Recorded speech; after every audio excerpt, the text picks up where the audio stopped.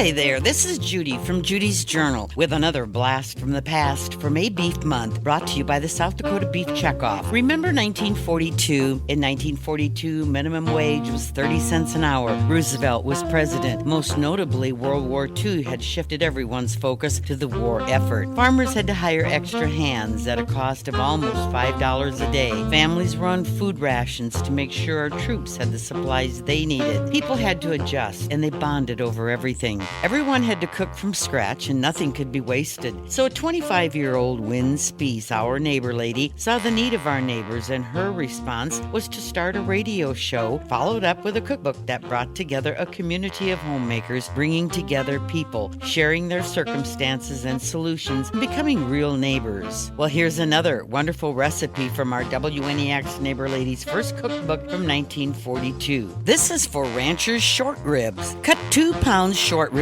into serving-size pieces and brown well in a heavy pan. In the meantime, combine in a large bowl 1/2 cup each sliced onion and water, 1/4 cup each ketchup and vinegar, and 1 cup of tomato juice. Add 2 tablespoons each of brown sugar and Worcestershire sauce, a teaspoon each salt and dry mustard, a 1/4 teaspoon chili pepper, and 1 tablespoon of paprika. Pour your new sauce over the ribs, cover and cook at 300 degrees for an hour and a half. Then remove the cover, baste the ribs with the sauce, and complete the cooking process for 15 more minutes. This recipe was sent in by Mrs. Thurman Patzloff of Alexandria, South Dakota. And here's another Did You Know segment. You'll have delicious substitute for whipped cream by adding 1 banana to 2 egg whites and 2 tablespoons of sugar. Beat that until stiff. The banana will entirely dissolve. South Dakota beef, our past, our present, and future. Brought to you by the South Dakota Beef Industry Council and your Beef Checkoff.